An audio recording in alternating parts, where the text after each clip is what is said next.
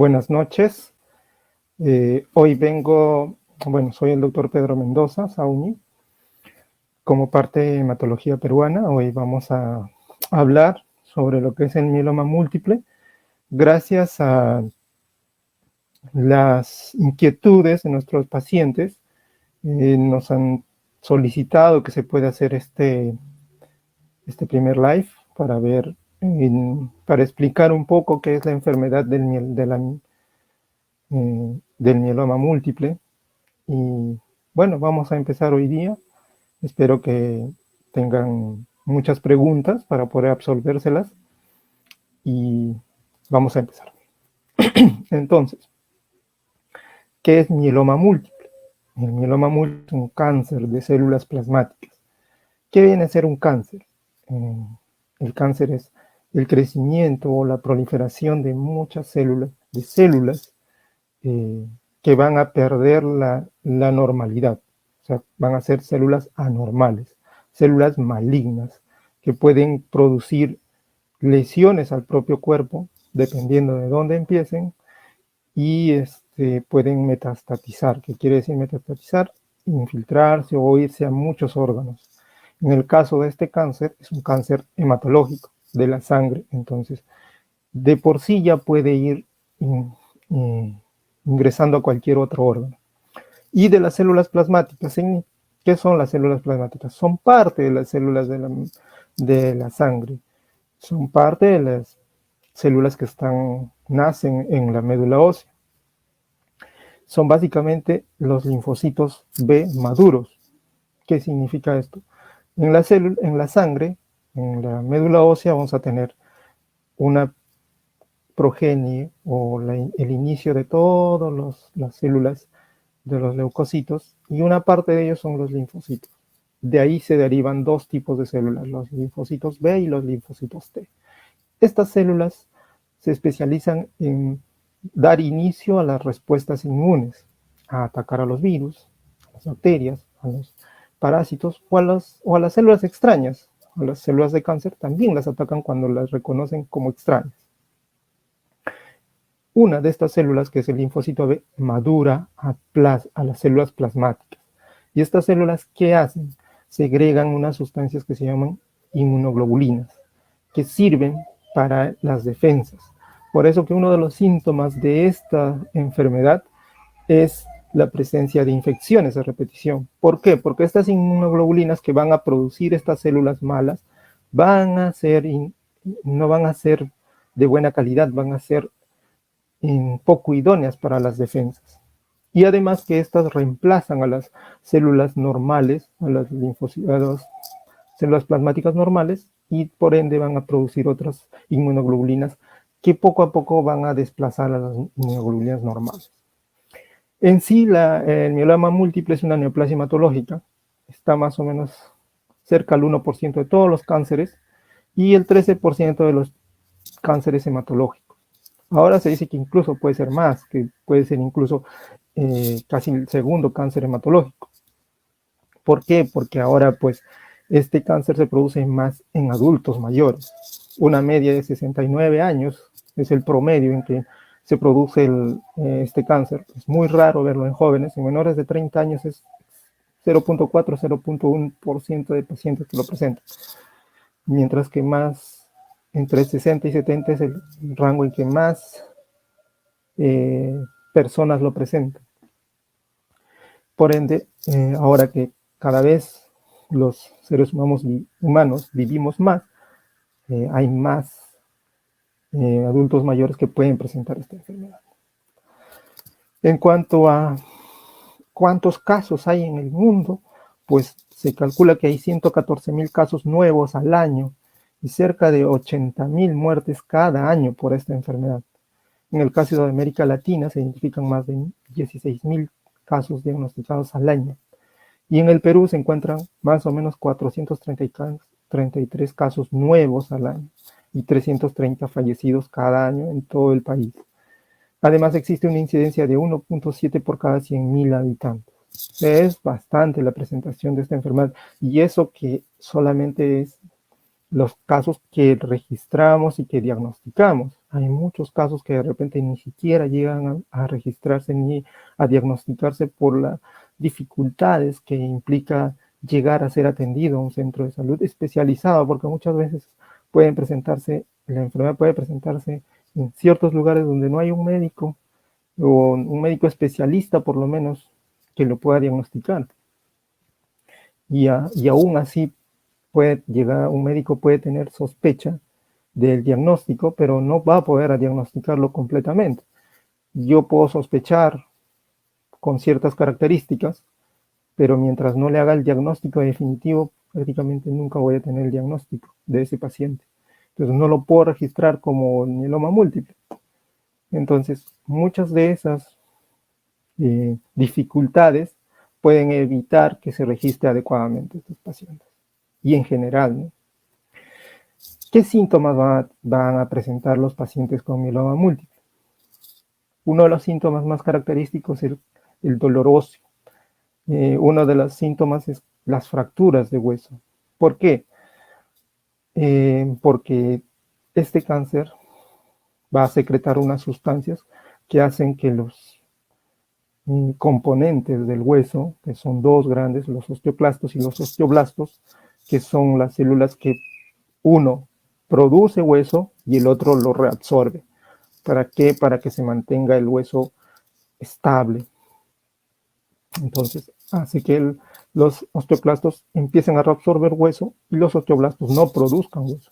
Y por eso se empiezan a fracturar los huesos, por fragilidad. ¿Y eso qué hace? Fracturas, causa dolores óseos, generalmente dolores a nivel lumbar, a nivel de los costados, a veces vienen con dolores en la columna, o a nivel de las costillas, o a veces del omóplato. Y una forma de presentación de esta enfermedad es plasmocitoma. ¿Qué significa plasmocitoma? Un tumor en algún hueso. Puede ser único y no haber afectado a la médula ósea. Puede estar en el omóplato, puede estar en algún hueso del cuerpo, incluso en tejidos blandos, incluso en el estómago, en los intestinos. Alguna vez tuvimos un paciente que tenía en el intestino un plasmocitoma. Calcio alto, hipercalcemia. ¿Por qué? Justamente por lo anterior. Como reabsorbe el hueso, una de las características del hueso es que tiene calcio. Entonces, al reabsorberse el hueso, se eleva el calcio. Por eso hipercalcemia. Y muchas veces esta hipercalcemia genera síntomas como cansancio, decaimiento, a veces trastorno del sensorio, o sea, mucho sueño, pérdida del conocimiento, etc. Anemia. Uno de los síntomas es la anemia. Pacientes vienen solo con anemia a veces. Y cuando los evaluamos, pues no encontramos a veces la causa de la anemia. Entonces, planteamos hacer el aspirado de médula ósea y encontramos la enfermedad. Tiene que ser una anemia que no tenga explicación. En el país tenemos pues las tasas altas de anemia, ¿no? Casi 47% de los niños tienen anemia.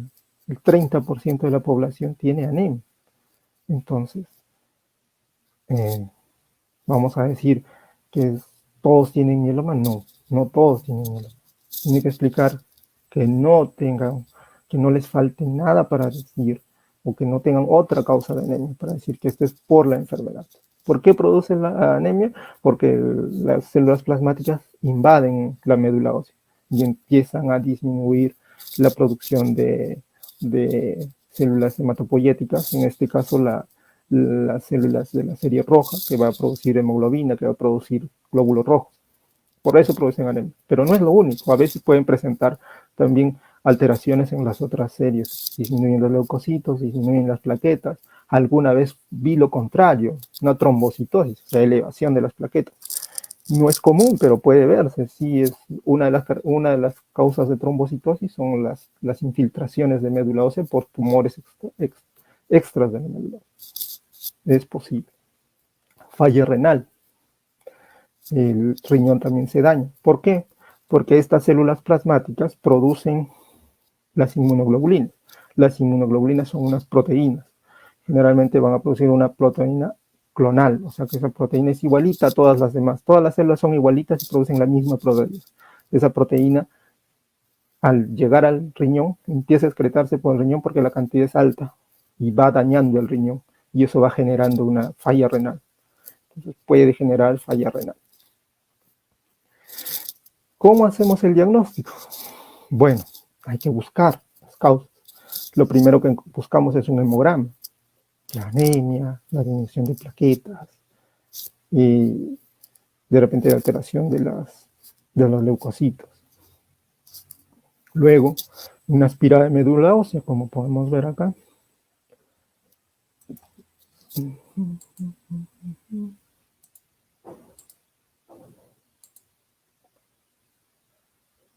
Como podemos ver acá, estamos haciendo un aspirada de médula ósea, lo cual luego lo extendemos y luego vamos a encontrar un mielograma. Ahí vamos a encontrar las células plasmáticas, las células que se ven acá grandes. Está de acá, medio del citoplasma azulado y el núcleo, ¿no? Y el núcleo excéntrico hacia un lado. Le dicen las células se inflama también, a veces tiene gránulos que son las inmunoglobulinas. Entonces esas son las células plasmáticas que están presentes en la médula ósea. Cuando encontramos más de 10% en la médula ósea de estas células, vamos a hacer el diagnóstico prácticamente de un mieloma múltiple. Obviamente hay otros criterios para diagnosticar. ¿Y qué más hacemos? Bueno, hacemos un proteinograma electroforético. ¿Qué significa esto? Agarramos la sangre, estudiamos esas proteínas y normalmente las proteínas van a estar distribuidas. Como norma tenemos gran cantidad de albúmina en el cuerpo, luego tenemos un pico grande. Luego tenemos las alfa proteínas, las beta proteínas y así, y las gamma proteínas. Y acá está el pico monoclonal. Este pico normalmente no existe. Acá debería haber una pequeña jiba nada más, que es un pico grande. Este es un pico monoclonal. Eso quiere decir que una gamma globulina o una inmunoglobulina está presente alterada. Y eso lo confirmamos acá con este inmunofijación, que es un examen que también tenemos, una inmunoglobulina A con la cadena kappa presente. Y eso nos hace pensar que estamos ante un mieloma múltiple. ¿Qué otro estudio hacemos? Ahora se hace inmunofenotipo para hallar las células marcadas con CD138 que sean de linaje B y luego, bueno, tenemos el diagnóstico en mieloma múltiple. ¿Qué otros estudios? Bueno, le hacemos una resonancia para ver generalmente a los pacientes que tienen algún síntoma o una característica pensando que hay una infiltración a nivel óseo. Como pueden ver, acá hay una fractura por aplastamiento, desviación de la columna. Acá hay otra fractura. Los huesos están osteoporóticos. Característica del mieloma múltiple.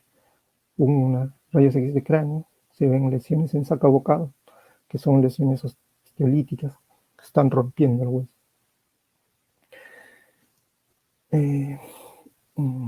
En cuanto a los estudios diagnósticos, ahora también se consideran las proteínas libres, las cadenas ligeras como criterios diagnósticos, ¿no? Se ha visto que hay mielomas que son dependientes de las cadenas libres, en parte. Las inmunoglobulinas son una unión de dos cadenas pesadas y ligeras. Las cadenas ligeras también pueden ser dependientes, son producidas por las plasmas. Estas células plasmáticas producen estas cadenas. Y eso también daña el riñón, también daña el hueso. Son las mismas células las que plasmáticas son las que pueden producir eso.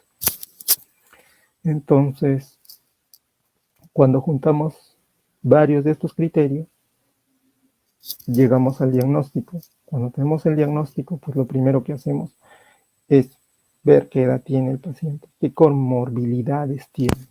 Entonces, los pacientes con indicación de trasplante, les vamos a dar esquemas específicos y básicamente para evitar que haya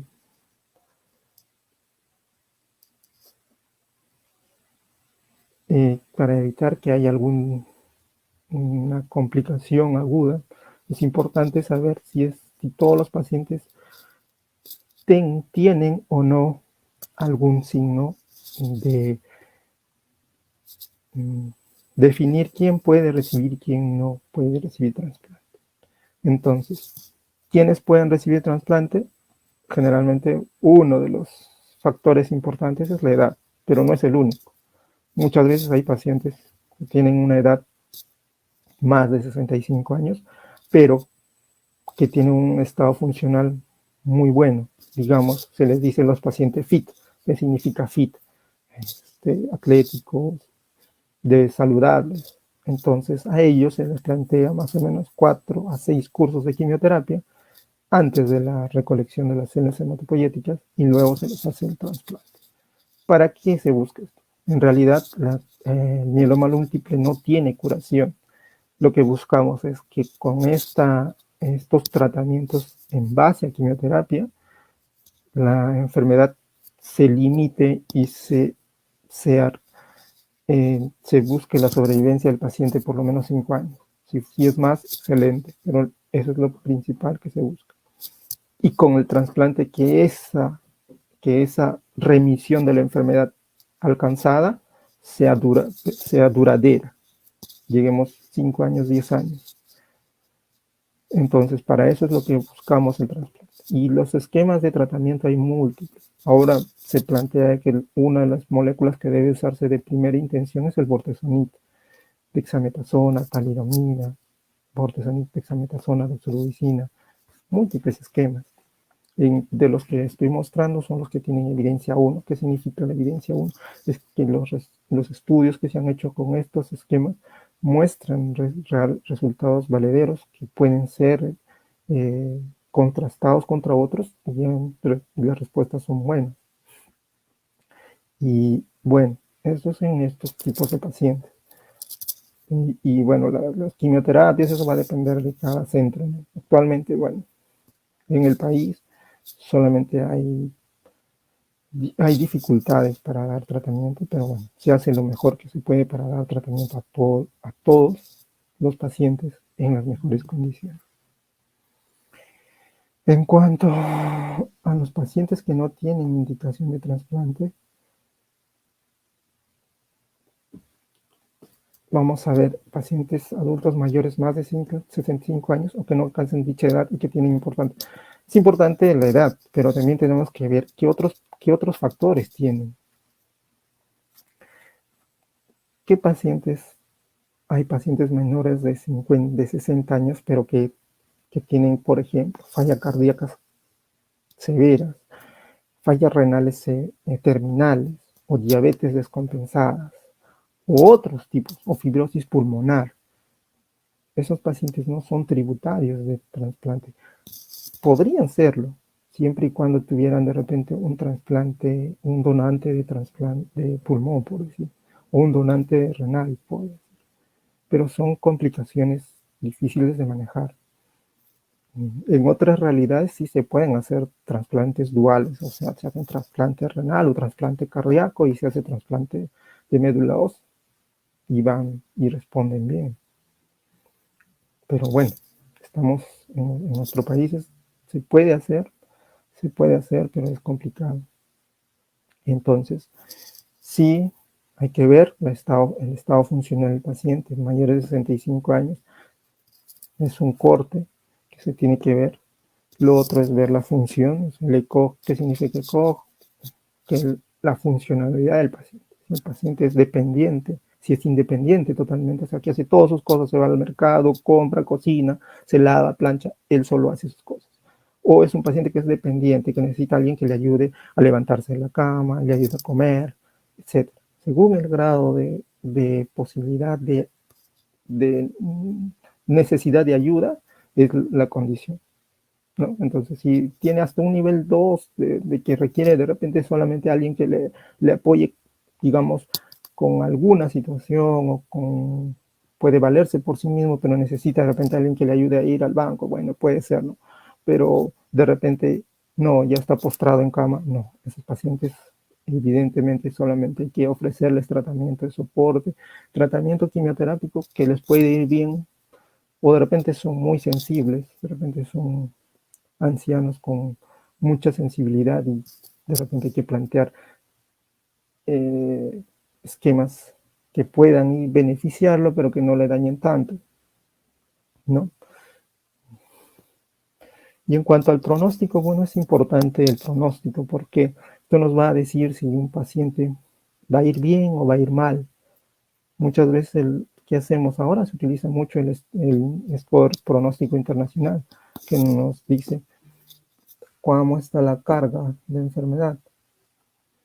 Tenemos los estadios 1, que son la beta 2, utilizamos la beta 2 microglobulina, que es un marcador que está en las cadenas ligeras las cadenas pesadas de las células plasmáticas, y nos indica básicamente carga tumoral. Si es menos de 3.5 miligramos y la albúmina más de 3.5 gramos, está en error, bueno, es un estadio 1 y probablemente su pronóstico es bueno. Si es un estadio 2, que puede ser cualquier combinación menos que la beta 2 microglobulina esté más de 5.5, que es básicamente el estadio 3, que nos hablaría de que la carga tumoral es alta y que probablemente este paciente tenga un muy alto riesgo y que, o un alto riesgo, perdón, que básicamente este paciente va a ser complicado su tratamiento o la sobrevida va a ser poca o corta. Bueno, hay que conversar eso con la familia. Y bueno, los riesgos importantes también es ver las alteraciones cromosómicas. Muchas veces hay alteraciones como las alteraciones, las translocaciones 14-16, translocaciones 14-20, deleciones del 13, del 17, perdón, deleciones del 13Q, que son factores que le dan mal pronóstico. ¿Por qué? Porque se ve que justo estos genes tienen mucho que ver con la formación o la poca respuesta a la quimioterapia. Bueno, a ver, ahora vamos a escucharlos o vamos a leer sus preguntas. Sé que creo que tienen varias preguntas.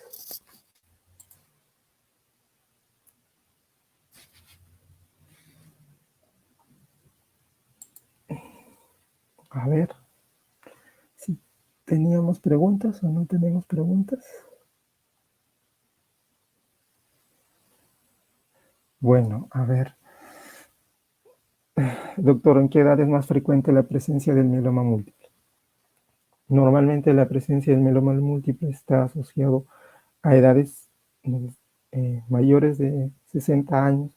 La media más o menos se va viendo a los 69 años, 70 años. En mayor proporción se da en varones. Uno de los factores es para mal pronóstico también es el ser afrodescendiente. Se ve que las respuestas no son buenas, se ve que se da en mayor proporción a esta población y es muy raro ver en jóvenes, menos de 30 años, casi no se ve.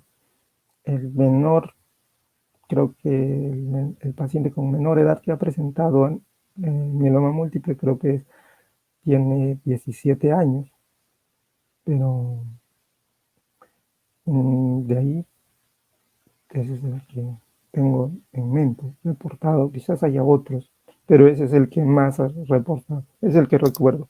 Pero sí, la presentación de esta enfermedad es más de adultos mayores.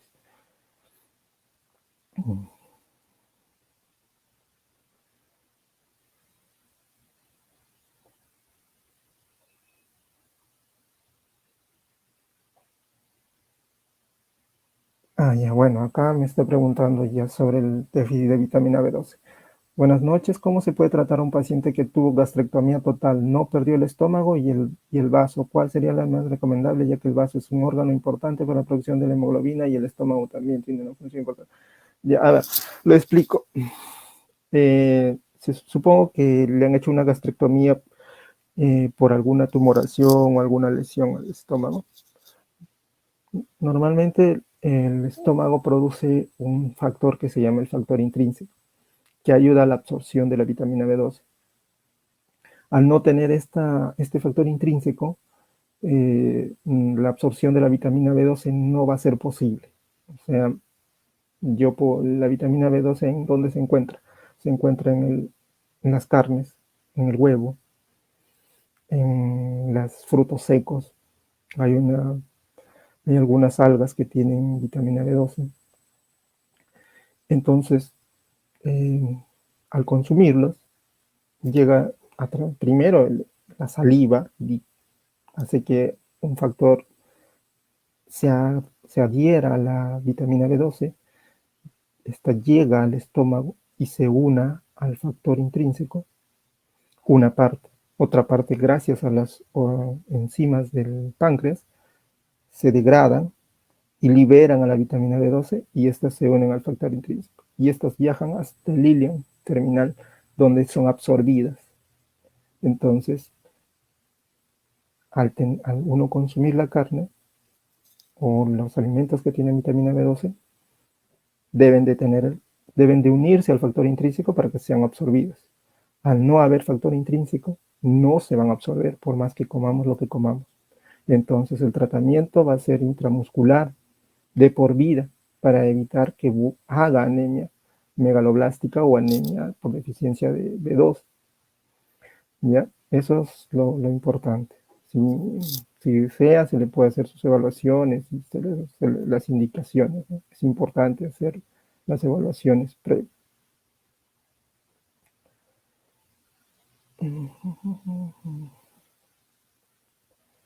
No, bueno, hasta ahorita no sabemos. Bueno, a ver, acá hay una pregunta. ¿Doctor, es hereditario el mieloma múltiple? No, se sabe que, bueno, no hay una causa determinada o determinante, alguien que nos diga, ¿sabe qué? Ya sabemos por qué se produce. No se tienen, no hay, como muchos de los cánceres, muchos, no sabemos cuál es la causa exacta. Se cree que está asociado a la exposición a tóxicos, como los plaguicidas, como el agente naranja, o a radiaciones. Incluso ahora, bueno, muchos recordarán lo que es la caída de la torre del World Trade Center en el 11 de septiembre en Estados Unidos.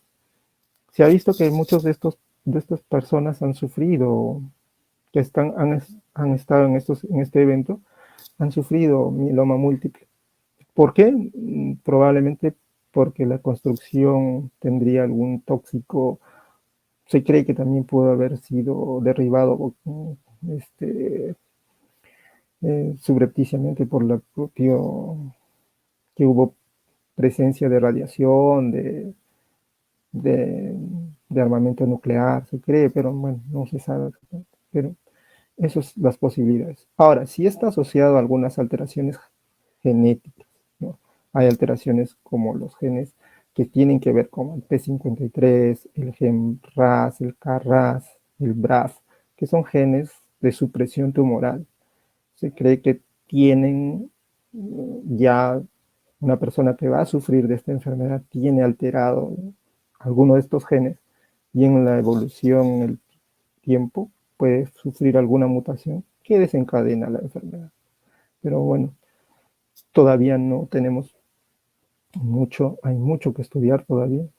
Nos estamos acercando probablemente a alguna de las causas y eso es lo que te puedo comentar con respecto a tu pregunta.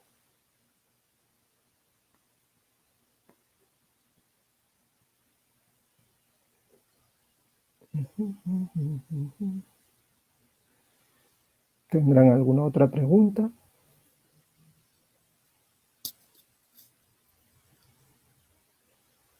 Bueno, para comentarles algo más, ¿no? O sea, con respecto a los estudios genéticos, ahora, ¿cómo hacemos el seguimiento de la enfermedad?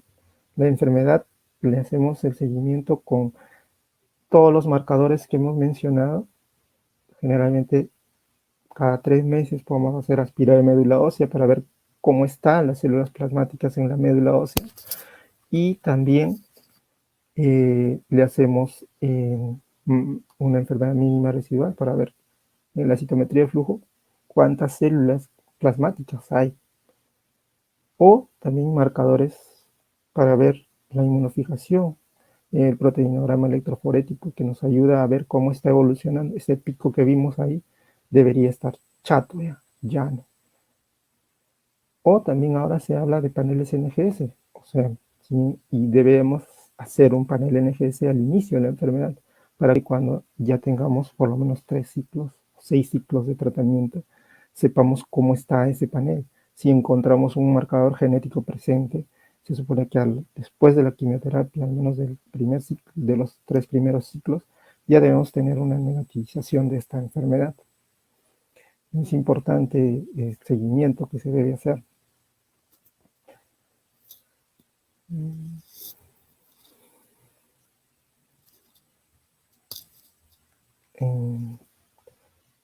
¿Alguna otra pregunta?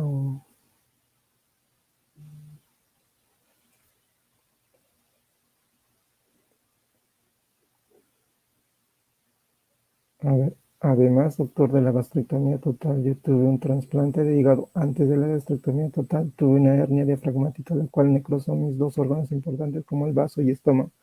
Yo pesaba 55 kilos, ahora peso después de la gastrectomía, y no he podido subir de peso por esa condición. Ya. Bueno, como te decía, el tratamiento va a tener que ser intramuscular o puede ser endovenoso también el tratamiento con la vitamina B12.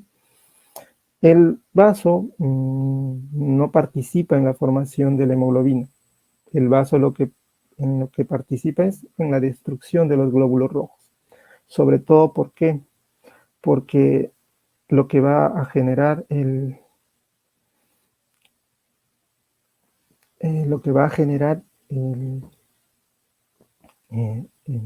lo que hace el vaso es a las células inmaduras, a las células viejas, como los glóbulos rojos que llegaron a más de 90 días, las retire de la circulación, las elimina y reabsorbe el hierro y la bilirrubina y todo.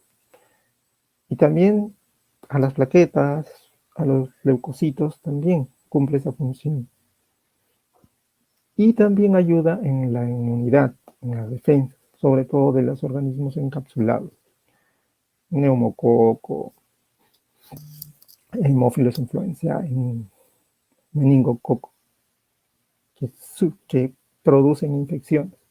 Entonces es importante que de repente, imagino que después, o sea, cuando te han hecho la esplenectomía, también te han vacunado contra el hemófilus, contra el neumococo, contra el meningococo, para evitar sus infecciones. ¿Ya?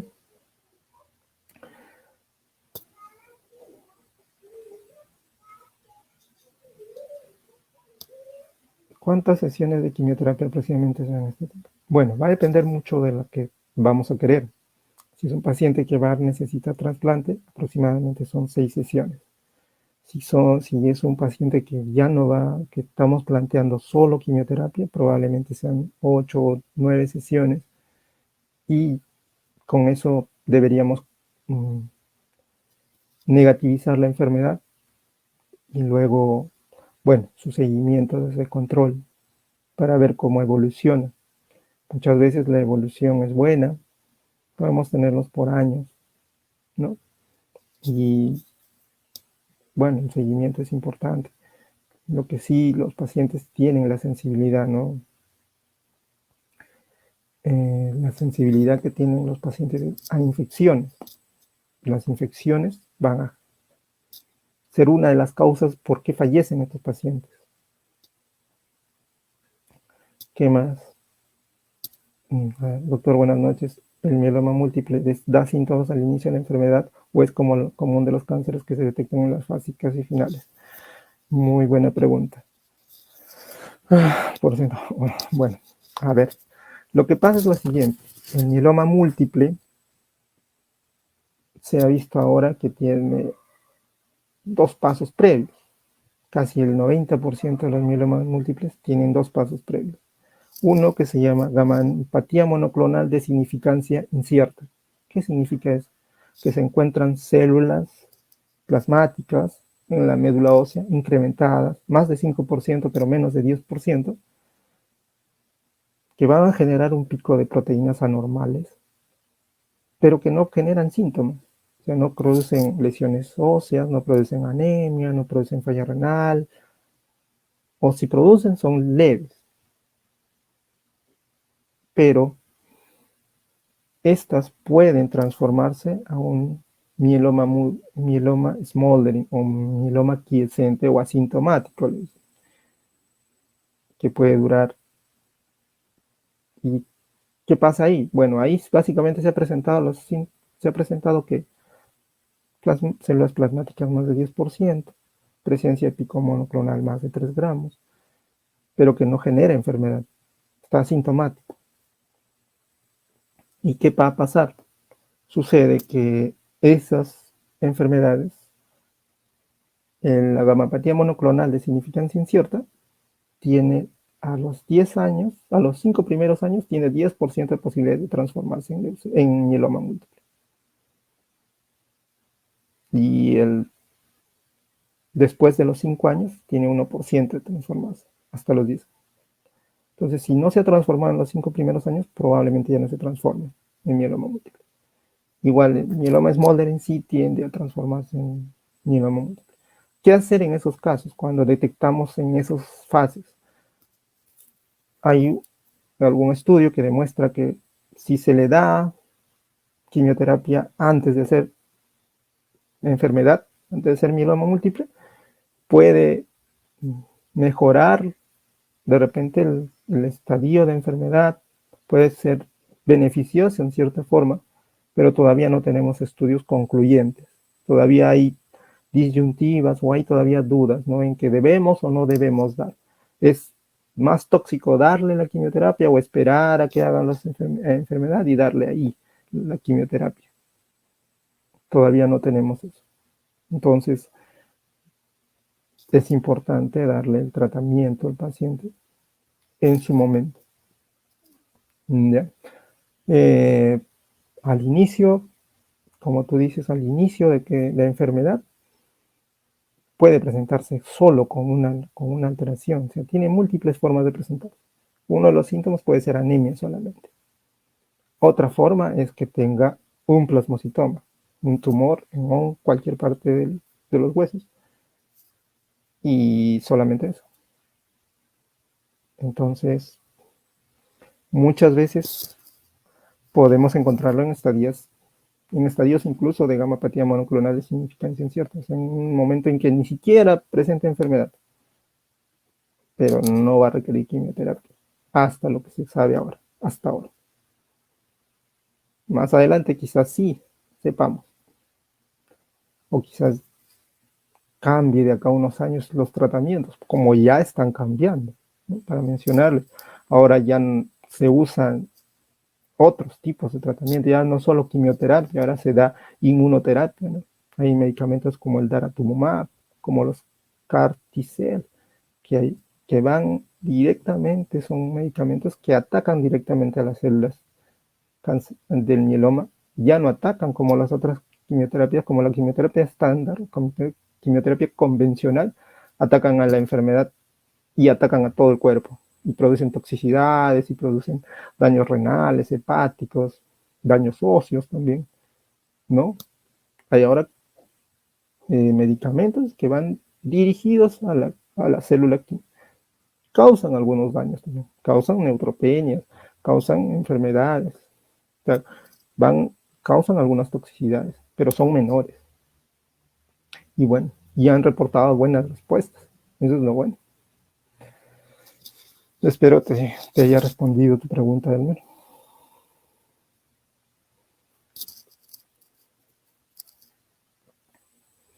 ¿Alguna otra pregunta? ¿Alguien más quiera?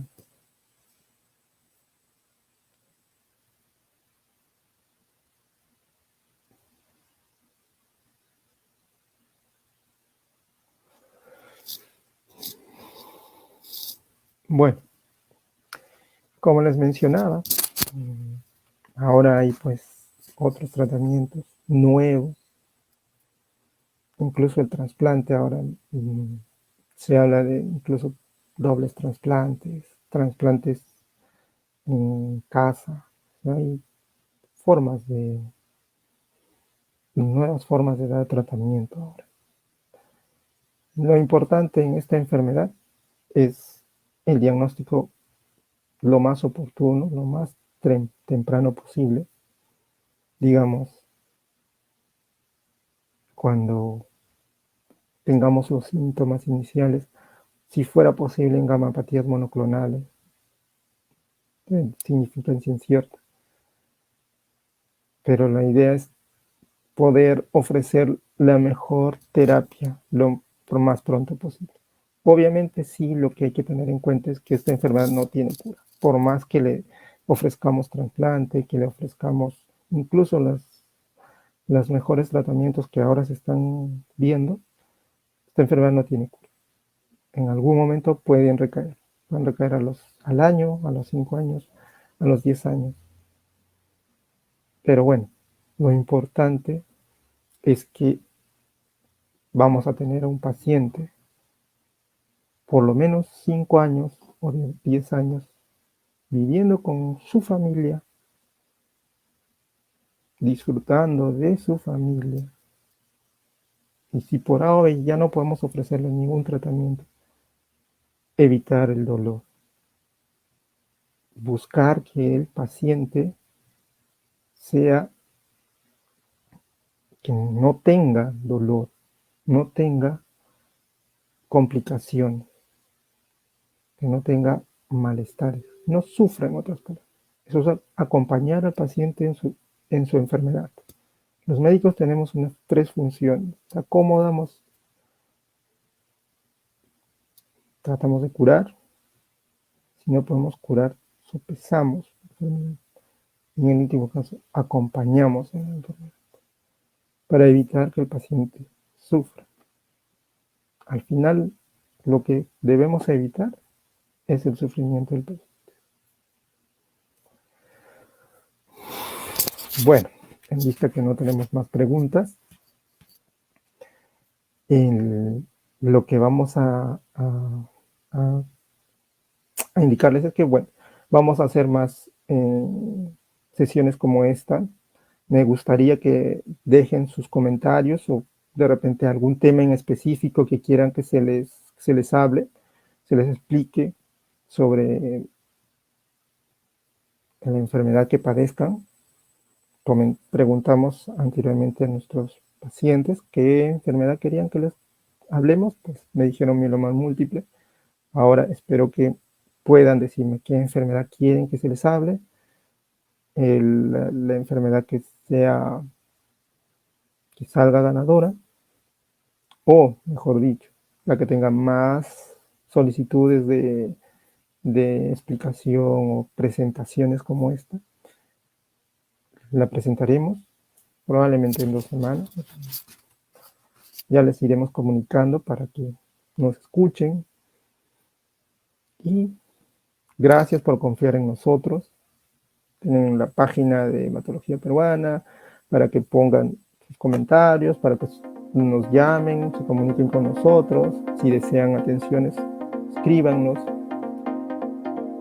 Manden todas sus preguntas que igual les voy a responder por